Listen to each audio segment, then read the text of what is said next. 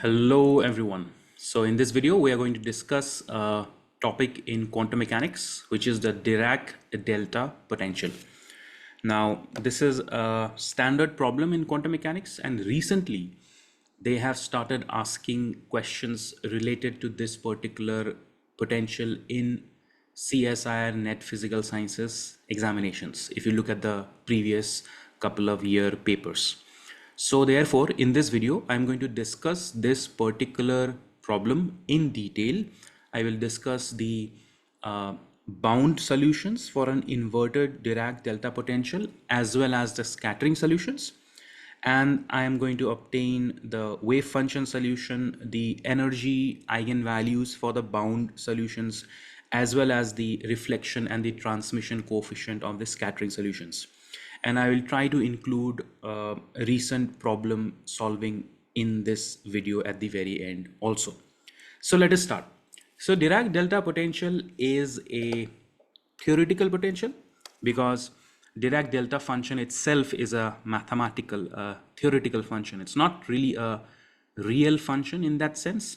It's a mathematical function which has a very special property. Let's discuss. Dirac delta potential well. Okay, so to understand the Dirac delta potential well, first you must understand the Dirac delta potential. Okay, so what is the Dirac delta potential, or what is the Dirac delta function? So the Dirac delta function is a theoretical mathematical distribution that has a spike at a particular value of x. So Dirac delta function is a mathematical distribution. It is not a real function. You don't find real functions like the Dirac delta, but it is more of a limit to a sequence of functions. So for example, if you have a rectangular function and you create a sequence in which the rectangular function's width keeps on ever decreasing and the height keeps on ever increasing, then the final limit is the Dirac delta function. Essentially, it looks something like this. So the Kronecker delta, it has a value of 0 if x is not equal to 0, and it has a value of infinity if x is equal to 0. So this is a Dirac delta function which is centered at x is equal to 0. Okay, so think of it like this.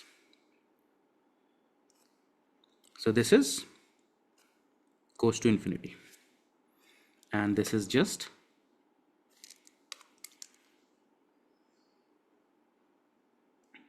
x-axis. Okay, so you can draw this as like a spike, or sometimes people can also draw this as just something that looks like this.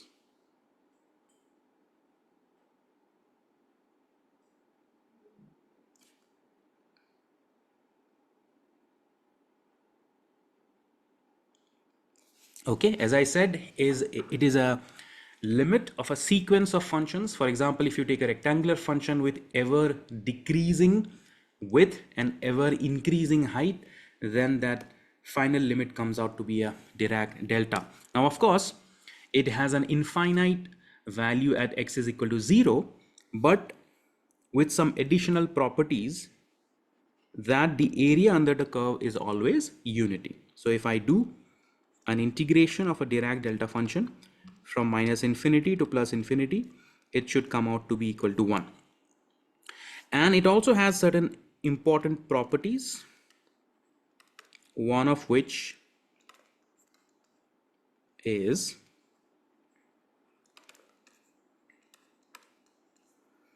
if I multiply the Dirac delta function which is centered at, let's suppose, a. So in this case, we have taken a Dirac delta function which is centered at x is equal to 0. But we can also have a Dirac delta which is shifted in the x-axis. So let's suppose this is represented by del x minus a, so it is centered at a. And if I integrate from minus infinity to plus infinity, I simply end up getting the function at a. That's it. So Dirac deltas are helpful sometimes. So for example, it could be used to represent the charge density of a charged particle at a given point. Okay. So now in quantum mechanics, how is this relevant? This is relevant because we can create some kind of a theoretical problem of a potential well. Okay. How can I create a potential well? So you can think of an inverted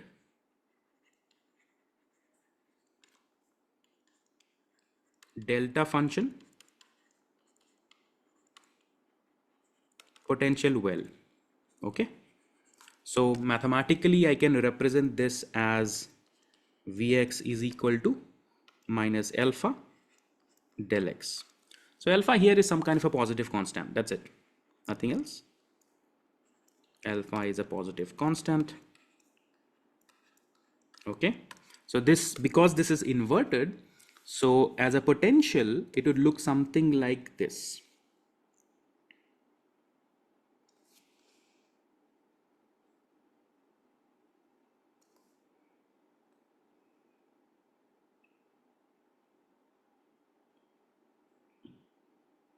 Okay, this is it. So essentially there is a spike, a well, which looks like a spike in the downward direction. So it goes to infinity. So clearly there is a possibility that a particle can get trapped at that location. Let's suppose this is x is equal to a, x is equal to 0. Okay, at that particular location. So this was a more of a general relationship for a Dirac delta at x is equal to a, but for the remaining course of our lecture, we will be considering Dirac delta at x is equal to 0. Now the question is, if I have a potential that looks like this, if Vx is this potential, then what is the nature of the solutions in quantum mechanics? So there are two possibilities. So one is of course a possibility of a bound state if a particle is trapped in that well, and second is a possibility of scattering solutions if the particle has energy greater than V is equal to 0. Okay, so let's suppose that we look at the Schrodinger equation.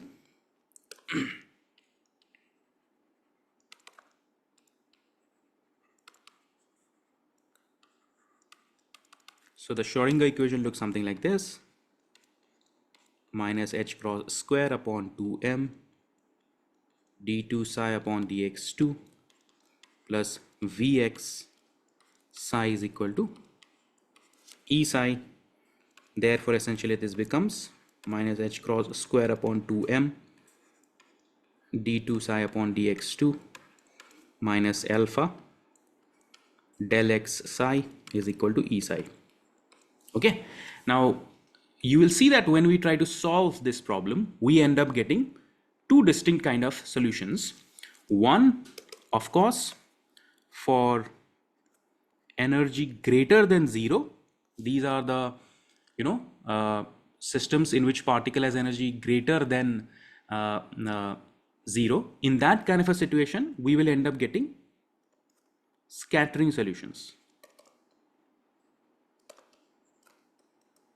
So in that kind of a system, we are more interested in finding out the reflection probability, transmission probability of an incident particle, right?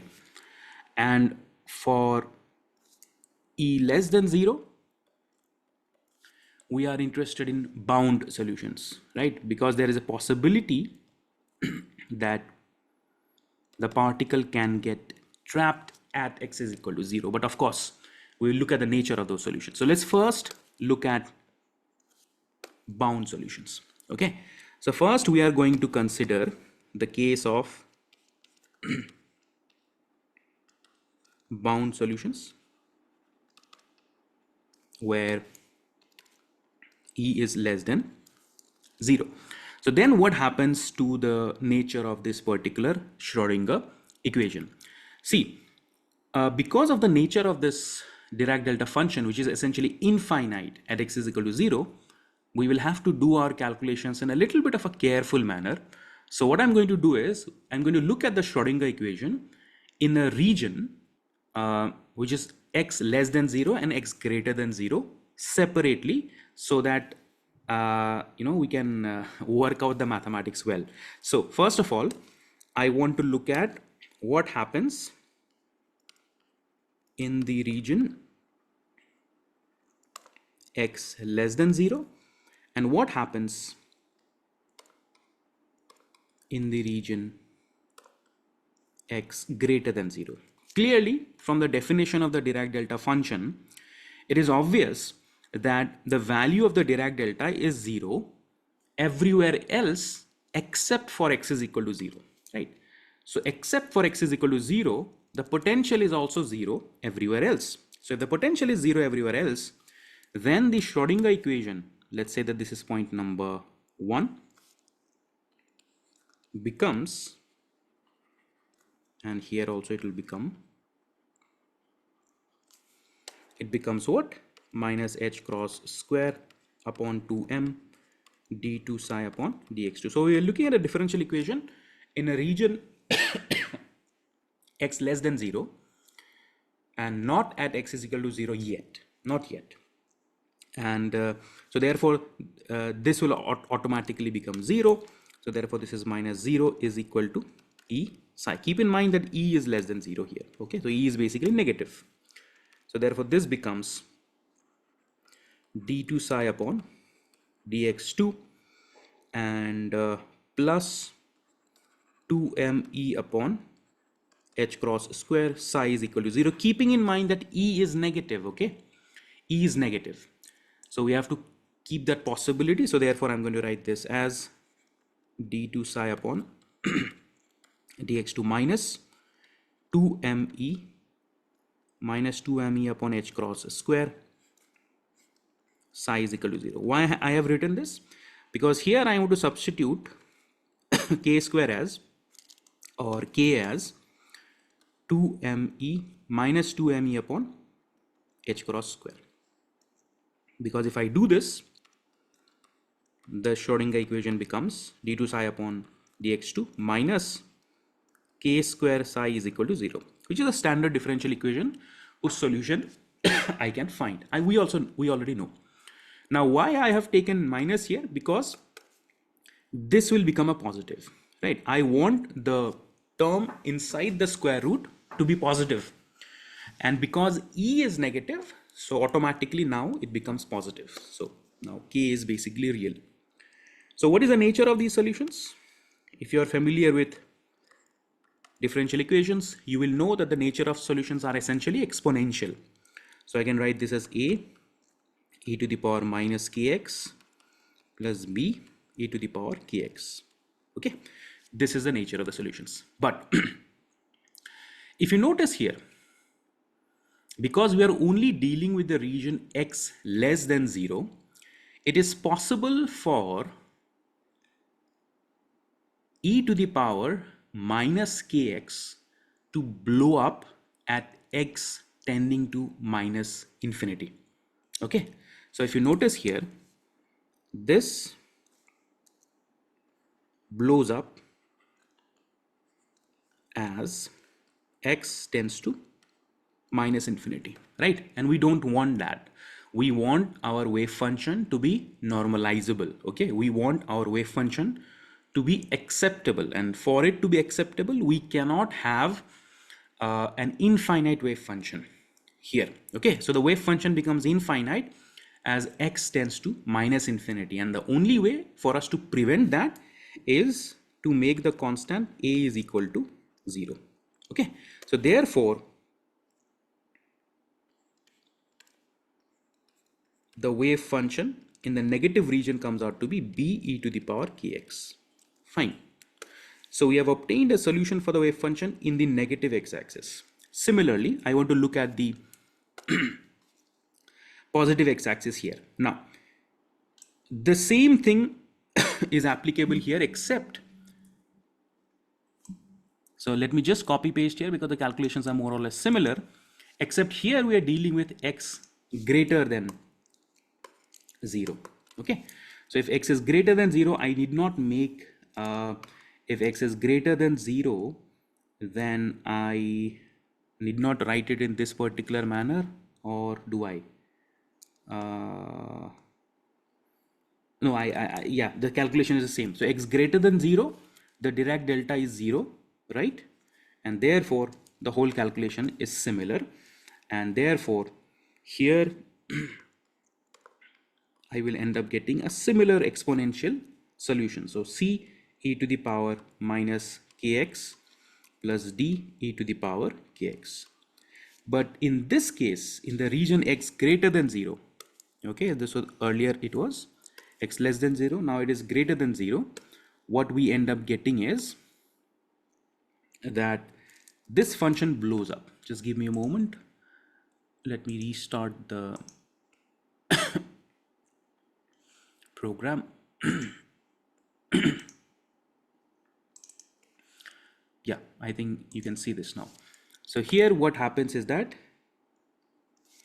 this part of the function blows up as x tends to positive infinity. So therefore, the way for us to make this an acceptable wave function is to keep the constant 0. Okay, so therefore the function becomes psi x is equal to d e to the power minus kx. So on one hand, for region x less than 0, we have obtained one wave function solution. For the region x greater than 0, we have obtained another wave function solution. If I combine both of them, then what do I get? Combining both,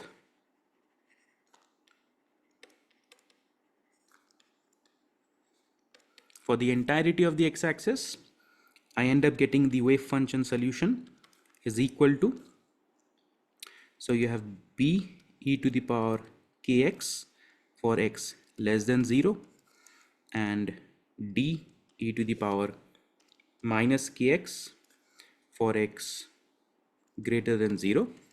And if I want to look at it graphically this would look something like this.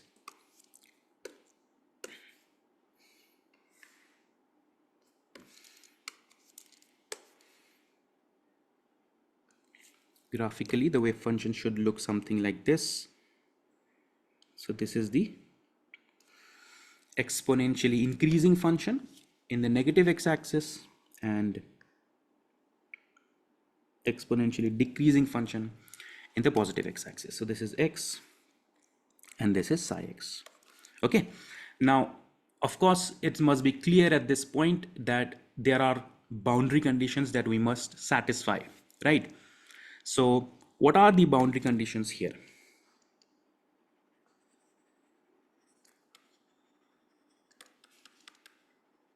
The boundary conditions are that, number one, there must be a continuity in the wave function, right?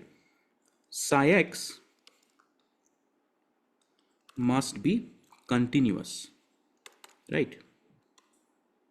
So if psi x must be continuous, that means psi, so psi x in this region, which is b e to the power kx, must be equal to psi x in this region, which is d e to the power minus kx at x is equal to 0 and at x is equal to 0, which means that b is equal to d, right? Because if b was not equal to d, then the wave function would be discontinuous, which is what we do not want. So b is equal to d for continuity of the wave function. I hope that things are clear till this point. Okay, now what about the derivative of the wave function?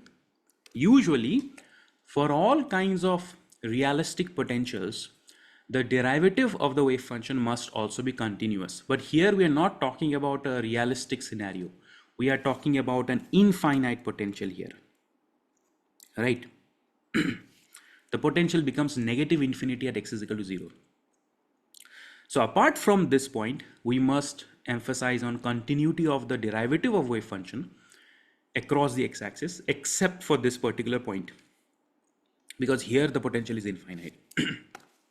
Here we cannot impose continuity of the derivative. So d psi upon dx is continuous except when the potential is infinite. Okay, so these are important points.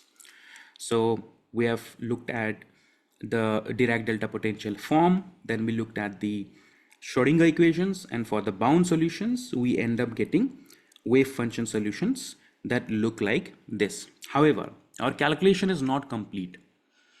Why? Because here we looked at the region x less than 0, and here we looked at, on the right hand side we looked at the region x greater than 0.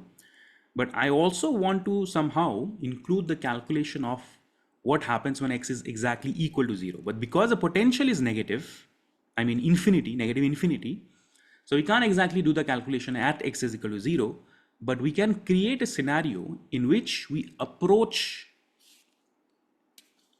x is equal to 0, right? So what if we solve the Schrodinger equation under the limit of x approaching 0, so that the potential approaches infinity? Okay, we also want to look at that calculation. So let us look at this particular expression here, okay, which is the Schrodinger equation. So I'm going to rewrite the Schrodinger equation again. Time independent Schrodinger equation. What was the time independent Schrodinger equation? It was this one, right? Minus h cross square upon 2m. You have d2 psi upon dx2 plus vx psi is equal to e psi. Now what I'm going to do is I'm going to integrate both sides of this equation by taking a small region around the origin. So the origin is x is equal to 0. I want to take a small region around the origin, and I'm only interested in looking at the integration in this particular region. Okay, so for that, let us try to integrate this minus h cross square upon 2m d2 psi upon dx2 dx between minus epsilon to plus epsilon. Okay, between minus epsilon to plus epsilon, and then we will take the limit of epsilon tending to 0 plus minus epsilon to plus epsilon vx psi is equal to E should be a constant for energy conservation, psi x psi dx from minus epsilon to plus epsilon. Epsilon is a very small number, and we are interested in looking at the limit where epsilon tends to 0. Okay, this is important. This is crucial here because we are dealing with the Dirac delta function, which basically approaches infinity as we approach x is equal to 0. So therefore we are trying to figure out the Schrodinger equation in that same limit. So what happens then? What is the first integral? So it's a second order derivative. So it's a d by dx of d psi by dx. So clearly it simply is nothing but d psi upon dx with the limits of minus epsilon to plus epsilon. Right. What about the second expression? Second expression, I'm just going to leave it like this. Vx psi, and you have dx here from minus infinity to plus infinity. And what about the right expression? So if you look at the right expression, it is an integration of the wave function, right? So think of it like this. It's an integration of the wave function from minus epsilon to plus epsilon, right? It's an integration of the wave function from minus epsilon to plus epsilon. Now, if epsilon tends to 0, then the integration essentially represents the area under this curve. But as epsilon is tending to 0, the area under the curve is slowly becoming thinner and thinner and thinner and thinner with a finite height. So what is going to be the integration or area under those circumstances? ध्यान से इसको देखिए. It's essentially the area under the curve, but under the limit epsilon tending to 0, so that the area is becoming thinner and thinner and thinner with finite height. So the area will tend to 0, right? Under the limit of epsilon tending to 0, the area under the curve will also tend to 0. So therefore, under this limit, this will also tend to 0, because this is nothing but the area under the curve of the wave function, where the thickness of that area is decreasing, ever decreasing with constant height. So it will also tend to 0. So therefore, this should come out to be 0. So essentially, we can write it in this particular manner. So let's keep this as del d psi upon dx. Okay, this simply represents the evaluation of d psi upon dx at plus epsilon minus the evaluation of d psi upon dx at minus epsilon. This is essentially equal to minus minus plus. So this becomes 2m upon h cross square integration of vx psi dx from minus infinity to plus infinity. Okay, now notice here that of course we have a limit here, right? So limit of epsilon tending to 0. So if I put this limit of epsilon tending to 0, then what happens? Then you have psi x. So Vx, what is Vx? Vx is nothing but minus alpha Kronecker delta. So you have sine psi x and del x dx. Now this looks like the integral that I wrote a little bit before this one. What happens if you have a function multiplied to a Dirac delta and you integrate that function over a certain region? Then you simply end up getting the value of the function at the point in which the Dirac delta function exists. So if you look at this function, this is nothing but the same. So okay, you have the wave function multiplied to the Dirac delta, which is situated at x is equal to 0.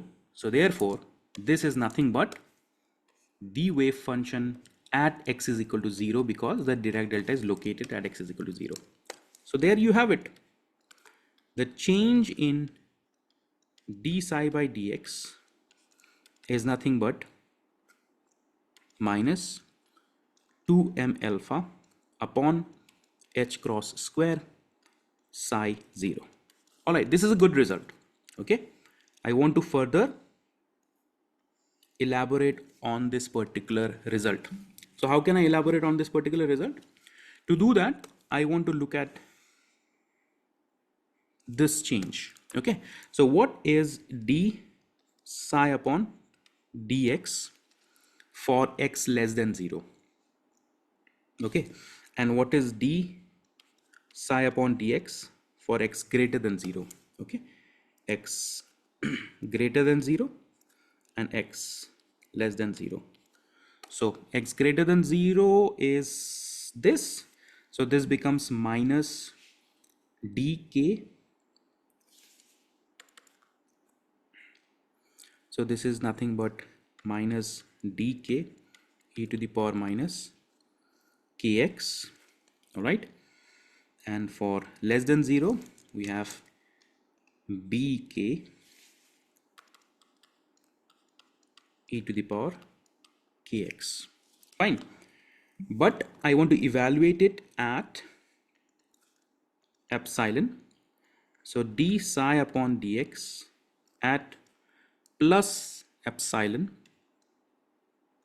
is equal to minus dk e to the power minus k epsilon, and d psi upon dx at minus epsilon is equal to bk e to the power k epsilon. Therefore, let's combine both. If I combine both, I end up getting the change in d psi upon dx, which is basically this particular term. This particular term, it simply ends up becoming, so at positive epsilon I have minus d k e to the power minus k epsilon minus b k e to the power k epsilon. This ends up becoming, and by the way, b is equal to d, right? Here we have already obtained that b is equal to d as part of the first boundary condition. So therefore this can simply be written as minus b k minus bk e to the power minus k epsilon minus e to the power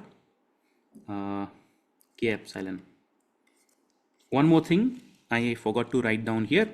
This whole thing is happening under the limit of epsilon tending to 0. So if epsilon is tending to 0, I can also include that here. Okay, so if you have a limit of epsilon tending to 0, limit of epsilon tending to 0, what do you end up getting? So e to the power 0 and e to the power 0. So essentially you end up getting 1 minus 1.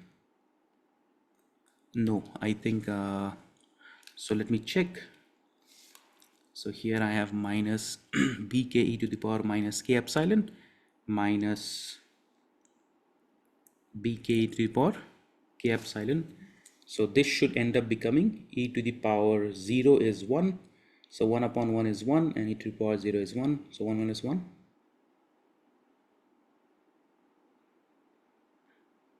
I think I don't need to write it like this. E to the power 0 is 1.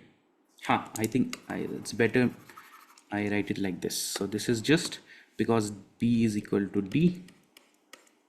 Therefore, this is minus bk minus bk. That's it. This is equal to minus 2bk. Okay. So let's say this is point number 2. Okay. And what is psi 0?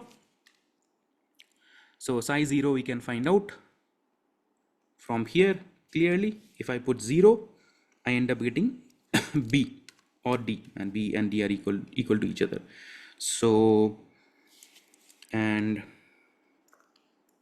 psi x is equal to 0 is nothing but b. So point number 2 becomes,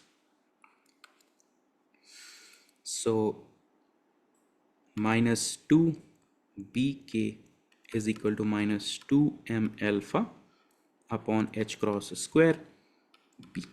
Now cancel 2, cancel the negative sign and cancel b, and you are left with k is equal to m alpha upon h cross square. By the way, what is k? K is essentially equal to this, right? K square is equal to 2me upon h cross square. So if I combine both these two expressions, let's say this is point number 3, and I say that k square is equal to m square alpha square upon h cross to the power 4, and this is equal to minus 2me upon h cross square is equal to m square alpha square upon h cross to the power 4. Then m gets cancelled, h cross square gets cancelled, and we are finally left with E is equal to m alpha square upon 2 h cross square. Yeah, this is the bound energy level. Bound energy level. Okay, minus m alpha square upon 2 h cross square. M is the mass, alpha is just the positive strength of the Dirac delta potential here. Alpha is just a positive constant, H cross is a Planck's constant, and there are no principal quantum numbers here, which means there is only one bound state possible, which is interesting because if you study the harmonic oscillator or the infinite potential well, you can get infinite bound states. Particles can transition between different energy levels. But here there are no infinite bound states. Particles cannot transition between different energy levels. There is only one bound state possible. Why? Because the Dirac delta function doesn't have a spread, right? Mathematically speaking, it's just a spike at x is equal to 0, a negative spike at x is equal to 0 here in this potential. So if a particle gets trapped, then it gets trapped. But if you give it some energy, which is equal to this much, it will come out of it. It won't transition between different energy levels because only one energy level is possible. Now, this is the only energy level possible for a inverted Dirac delta potential well. Now, what about the wave function solution? The wave function solution is this, right? This, right? Which can also be written as, it can also be written as, because B is equal to D, because B is equal to D, therefore, this can be written as e to the power, you can write this as kx, like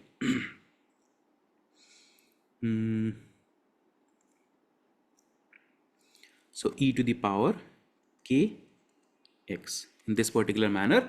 But I also want to normalize it. I want to find what B is. Okay, so let's normalize the wave function solution.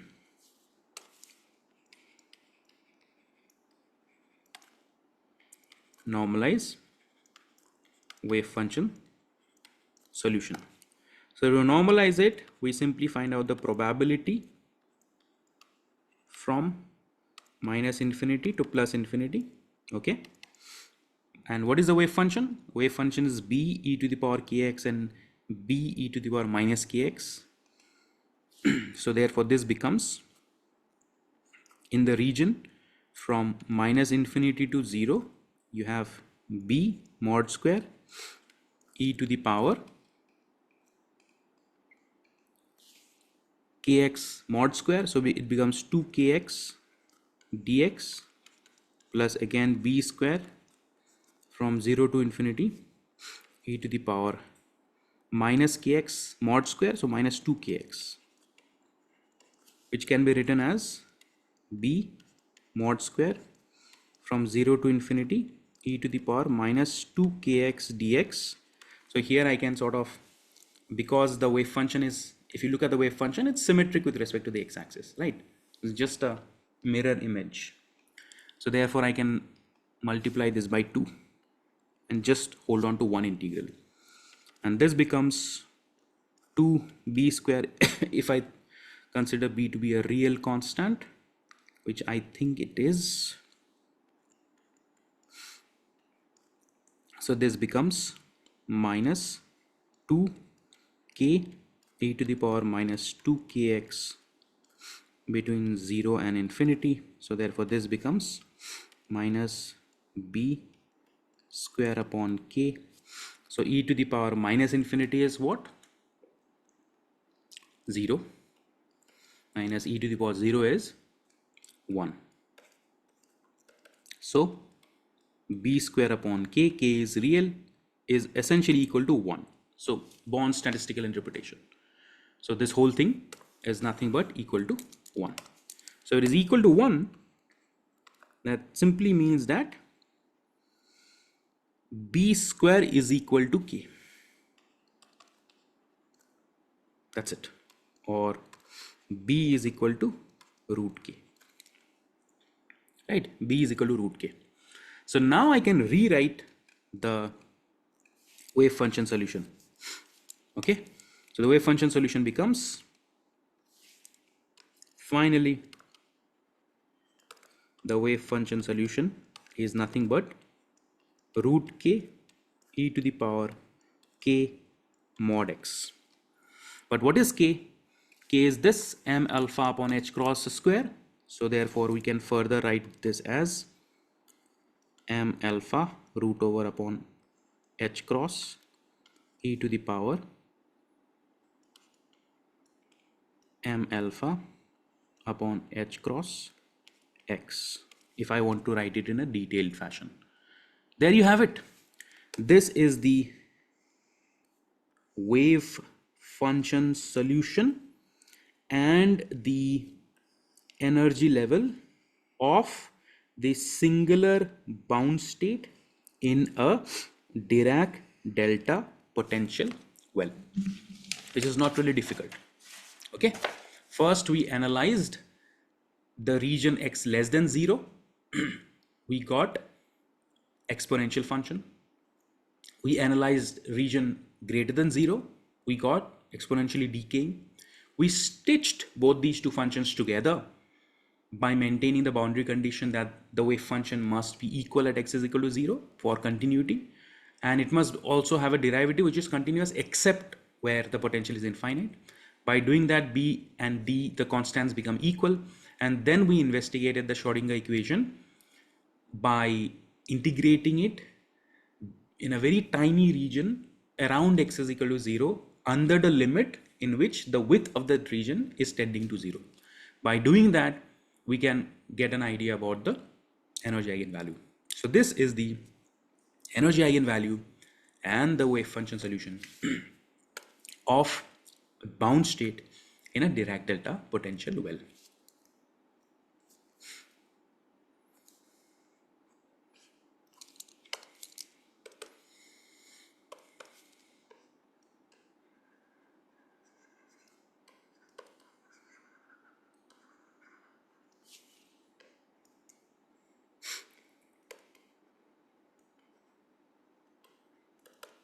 Now from exam perspective, these two expressions may be useful. Okay, you might need to remember the energy eigenvalue as well as the form of the energy eigenfunction. It might be helpful in certain problem solving. Now let's move on to the next particular topic, which is for scattering solutions. So we did this calculation for bound solutions E less than 0, but I also want to do the analysis for scattering solutions E greater than 0. Let's do that analysis as well.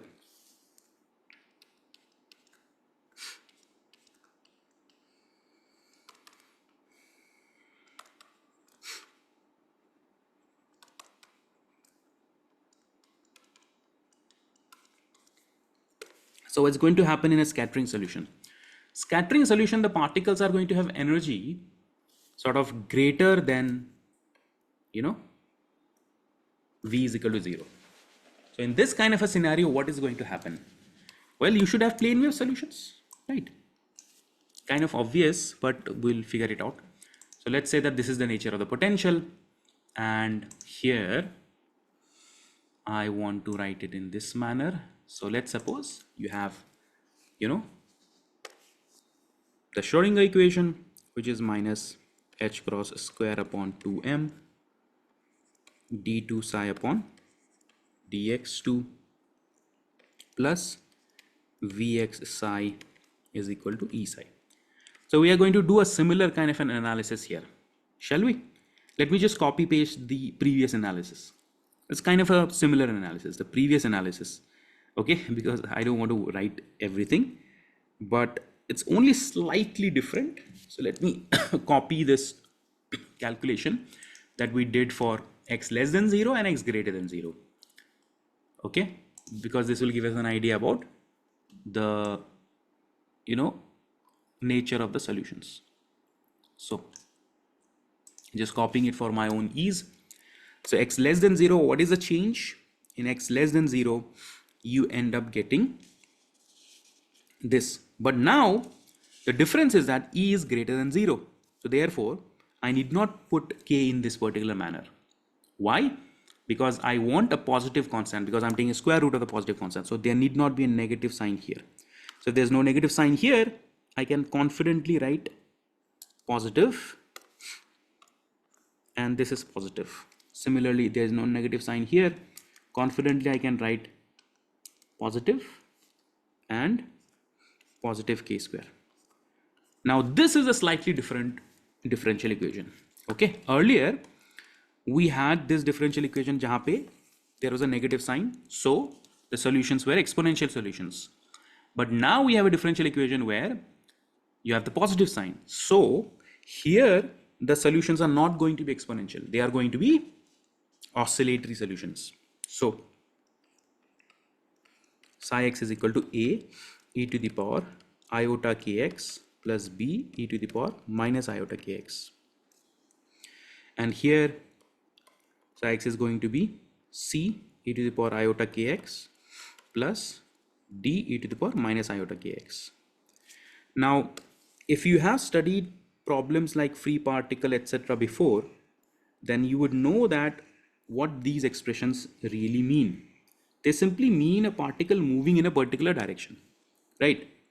So, if you look at this potential, a particle which is going from left to right,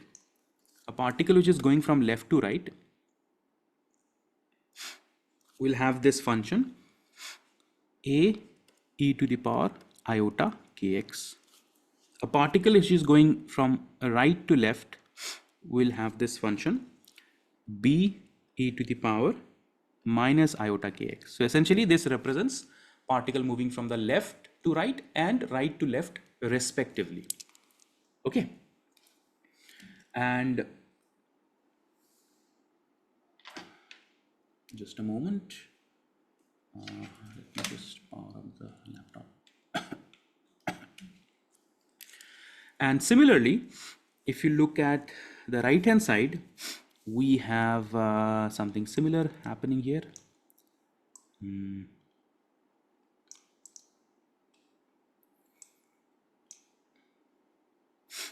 So here you have particle which is going forward is c e to the power iota kx, and particle moving in the backward direction d e to the power minus iota kx. Okay. All right. These are the possible solutions. It doesn't mean that all the waves exist. These are the possible solutions. So if you are interested in scattering solutions for a particle moving from the left, okay, for a particle moving from the left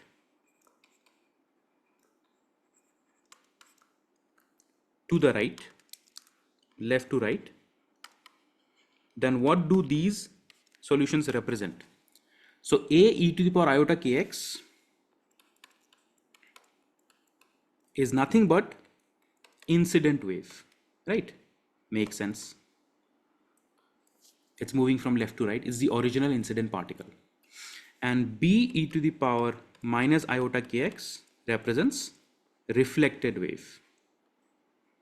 Okay, makes sense.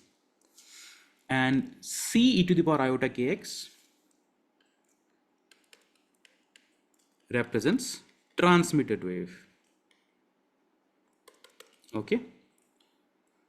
Now, if we are only considering a system in which the original particle is moving from left to right, and I want to find out the reflection probability and transmission probability, these are enough. There would be no other wave, here the wave is this. There is no other this wave. This wave will be non-existent. D is equal to 0, at least for our case. Okay. D is going to be equal to 0. Why? Because it's not needed. If I am looking at a system in which a particle is approaching from the left to right, there will be an incident wave, there will be a reflected wave, and there will be a transmitted wave. There will be no reflection in the right hand side. Okay, for there to be a reflection in the right hand side, there needs to be further changes in the potential in the right hand side, but there is none. So therefore, D is going to be equal to 0.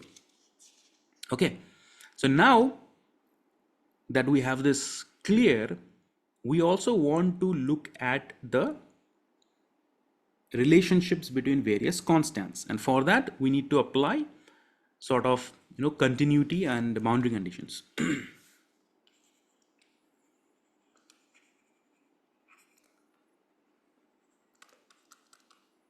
So what is the boundary condition? So of course there must be a continuity of the wave function at x is equal to 0, right? That is important. So continuity of the wave function at x is equal to 0.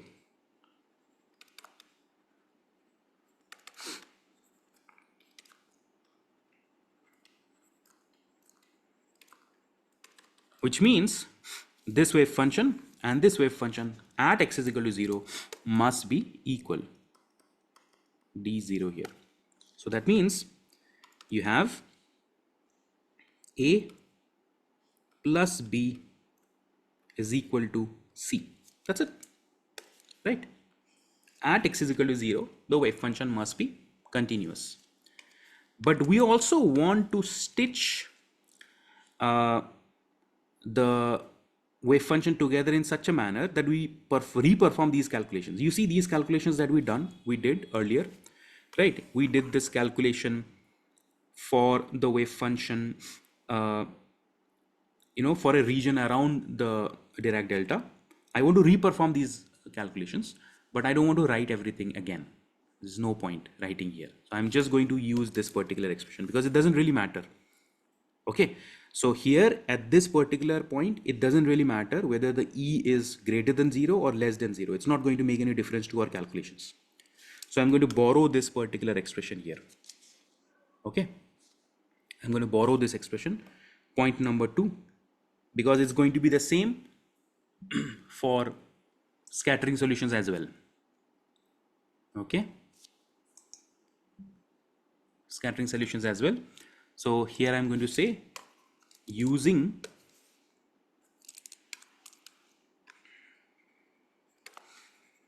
the earlier result of point number 2, which is this,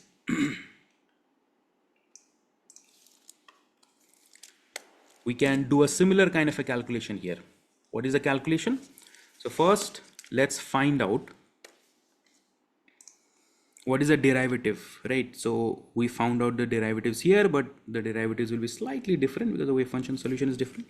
So d psi upon dx for x greater than 0 and x less than 0, d psi upon dx is equal to what? So d psi upon dx is equal to iota k will be common, and you have a minus b. So a e to the power iota kx minus b e to the power minus iota kx. Similarly, this is going to be my iota k c e to the power iota kx and nothing else, because d is equal to 0. Now if I combine both of these and I want to find out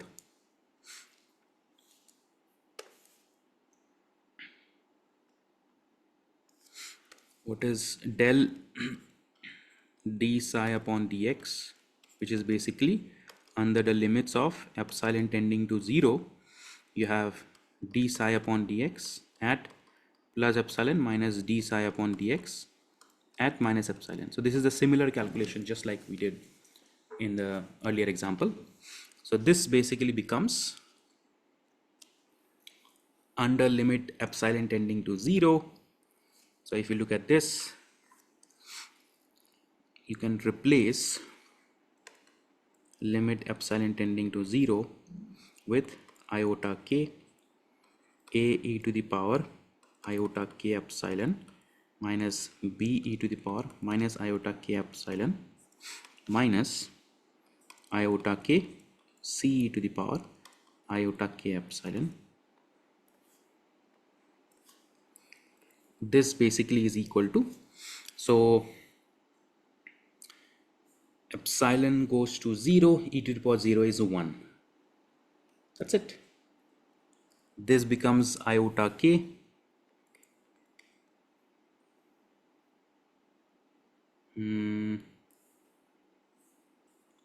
just give me a moment. I think I made a mistake. So for x greater than 0, this is the expression. Sorry, I made a mistake.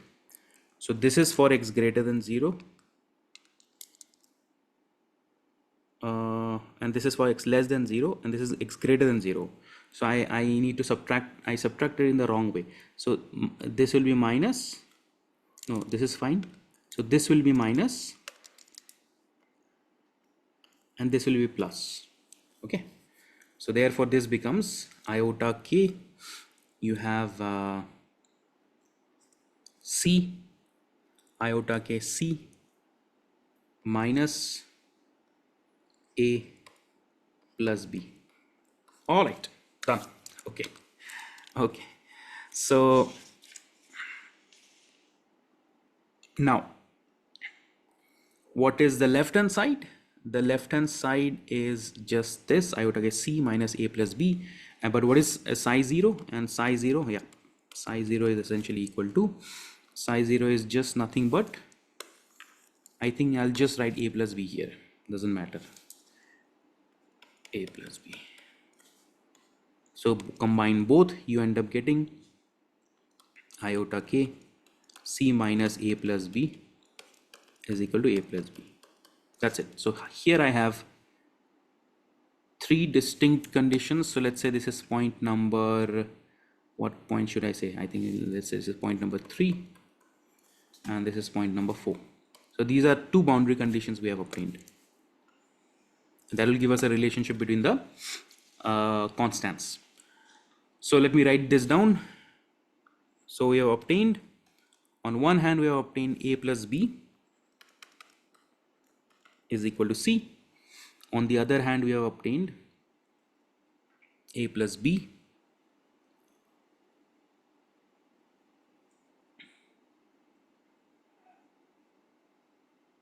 is equal to c, and on the other hand we have obtained a plus b is equal to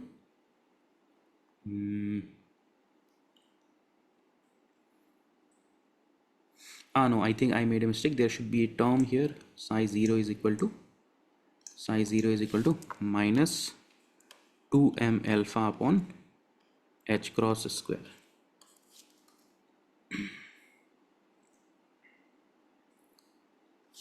This is going to be slightly different, minus 2m alpha upon a plus b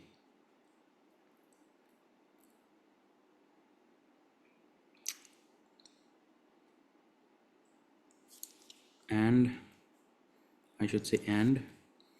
So finally it becomes iota k c minus a plus b. So this should become minus 2m alpha upon h cross square.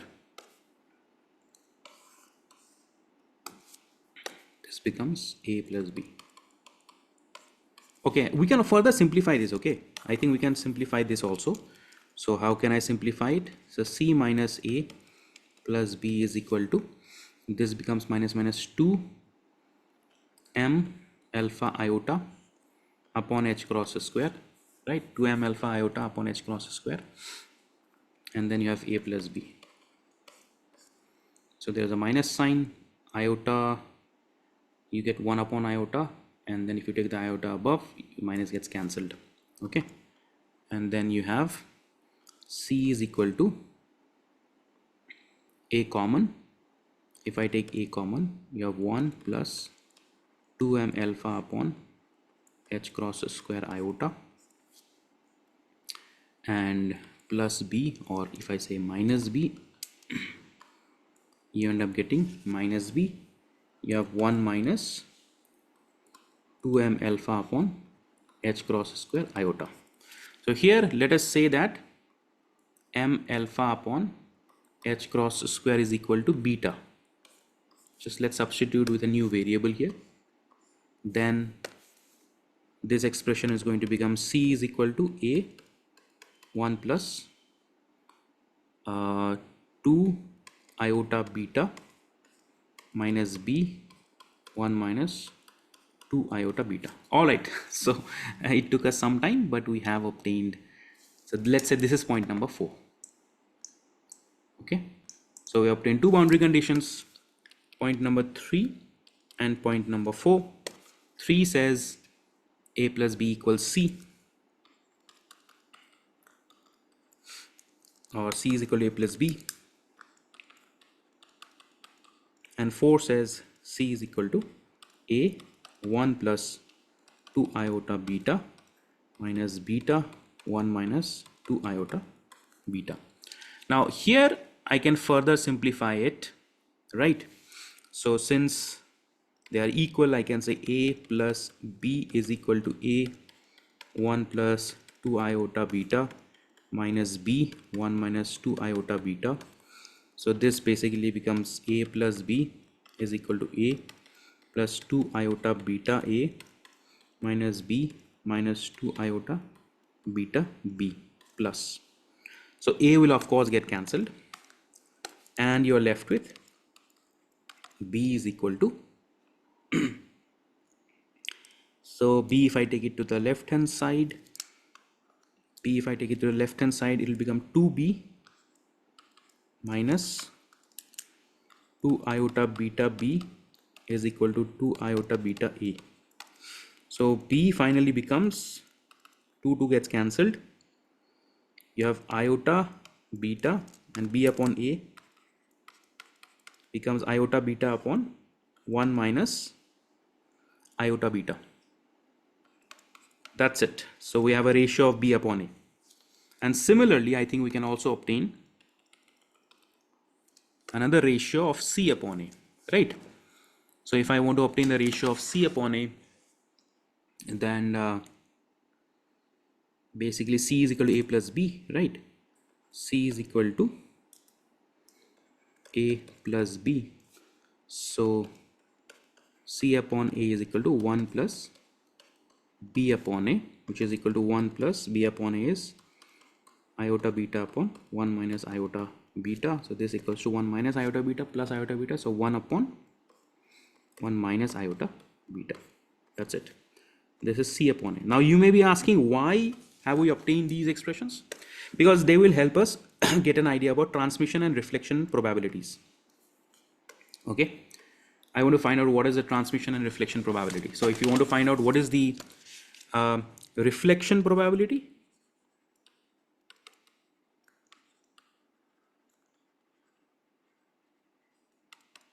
and what is the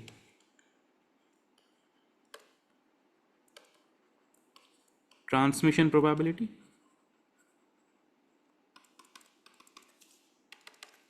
then reflection probability is nothing but b upon a mod square. So if I do b upon a mod square, this is going to become minus beta upon 1 minus iota beta times, minus iota beta times 1 plus iota beta.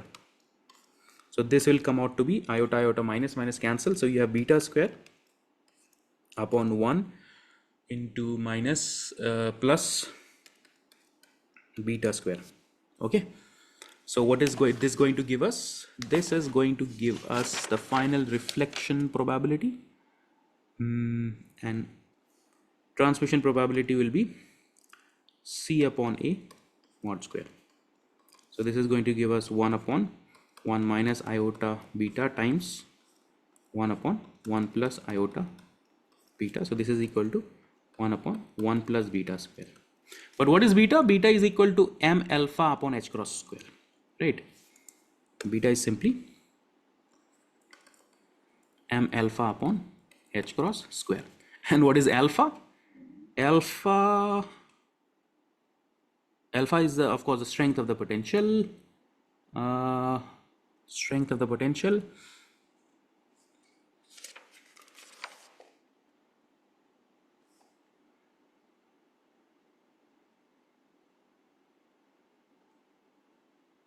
I think I may have made some small. Have I made a mistake? There was a k term here, right? There was a k term here. Sorry. So there will be a k here. There will be k here. So 2m alpha upon k h cross square. Yep. There will be a k here. Okay. K h cross square. And k h cross square and k h cross square. Now it's fine. So beta is equal to m alpha upon k h cross square upon k h cross square. And what is k? K square is equal to, you already know from the above calculation, 2me upon h cross square. 2me upon h cross square.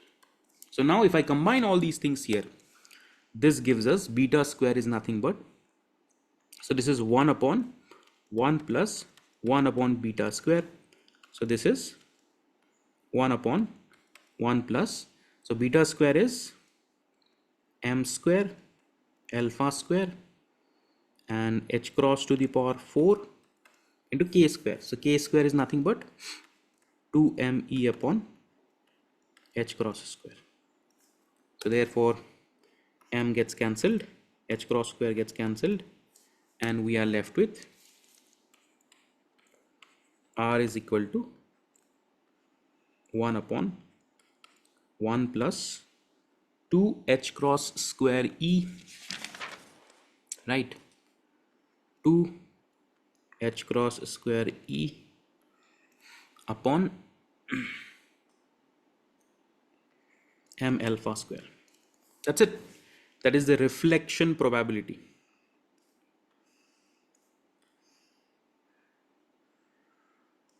Reflection probability.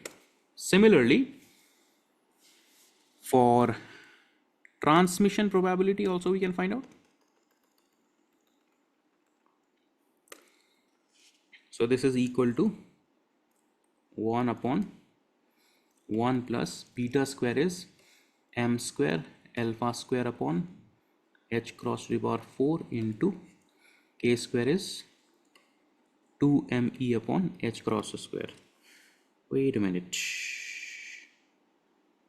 Yeah. So here h cross square gets cancelled, m gets cancelled, and you are left with t is equal to 1 upon 1 plus alpha square, m will be there, m alpha square upon 2 h cross square e. Yep, I think I have obtained the answer. So the reflection coefficient or reflection probability is 1 upon 1 plus 2 h cross square e upon m alpha square, and the transmission probability is 1 upon 1 plus m alpha square upon 2 h cross square e. So there you have it. This is the reflection probability for scattering solutions, and this is the transmission probability for scattering solutions. That's it. All right, so if you look at the standard problem of the Dirac delta potential well, we have obtained the bound state solutions, we have obtained the energy eigenvalue as well as the energy eigenfunction, and for the scattering solutions we have also obtained the reflection and the transmission probability. All right, so before we wrap up this video, let us look at a particular question. Okay, let's see if we can solve a question. Okay, so this is a question from CSIR-NET December 2024. So whatever we have obtained here might be helpful, okay, in solving this problem. Okay, these are the results. You can just pause the video wherever if you're making notes and copy my calculations. So a particle of mass m is bound in a one dimension by this potential. Okay, so V is equal to V naught delta x, with V naught less than 0, by the way. V naught is less than 0, so it's negative basically. Essentially it's a negative Dirac delta potential well, right? V naught is less than 0. If the probability of finding it in the region between minus a and plus a is 0.25, then what is a? Well, we will be using the wave function solution, this one. That's it. This is a normalized eigenfunction solution. Let me just use this function here. Okay, because they have already given us probability, I simply need to use the Bond statistical interpretation and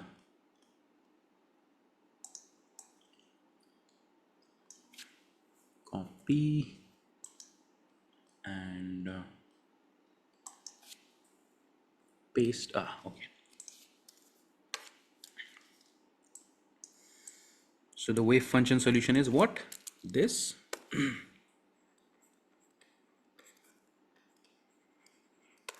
Okay. So if this is the wave function solution, then what is the probability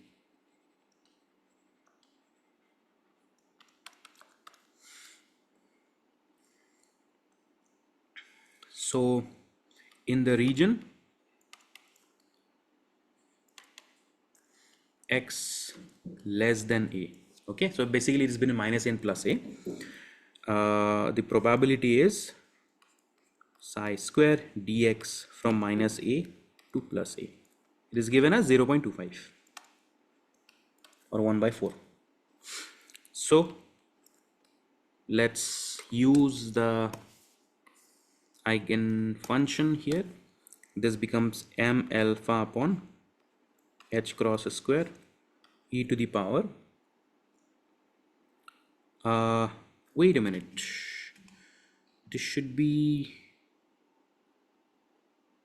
negative, right? What did I write here? I made a small mistake, guys.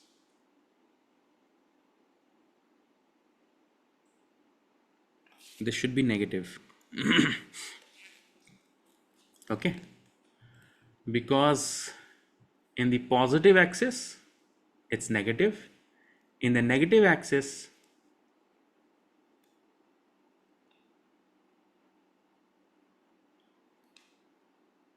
x is positive. Yeah, this should be negative, and so this should be negative and this should be negative.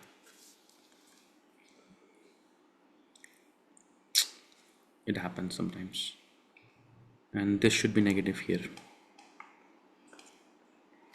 negative here. Okay, so this is minus 2 root over m alpha upon h cross x. So in a negative x-axis, so basically if I write this as from minus a to 0 dx, then I can write this as minus 2 square हो जाएगा तो 2m alpha हो जाएगा, m alpha h cross square x हो जाएगा, right.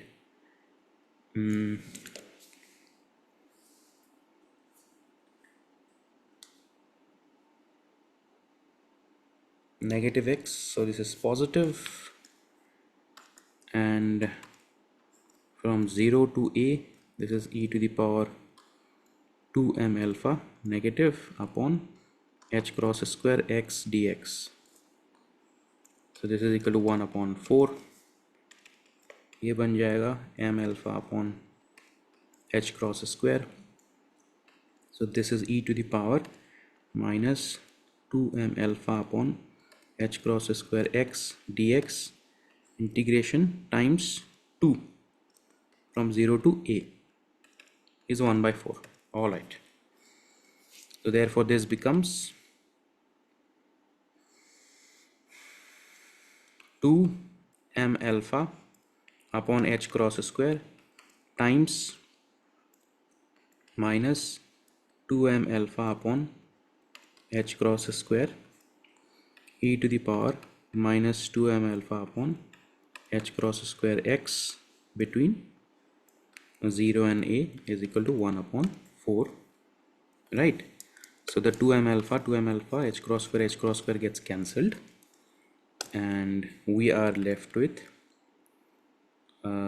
minus e to the power minus 2m alpha upon h cross square a minus e to the power 0 is 1 is equal to 1 upon 4, right? So this becomes e to the power minus 2m alpha upon h cross square a is equal to, so this is a plus 1 by 4 minus 1, so minus 1 by 4, so 1 minus 1 by 4, which is equal to 3 by 4, right? So this becomes minus 2m alpha upon h cross square a is equal to log of 3 by 4. Now keep in mind I have taken alpha here, but here alpha is equal to v naught, okay, based on the question. So alpha is equal to v naught, alpha is equal to v naught, So I can use that minus 2m v naught upon h cross square A is equal to ln 3 by 4.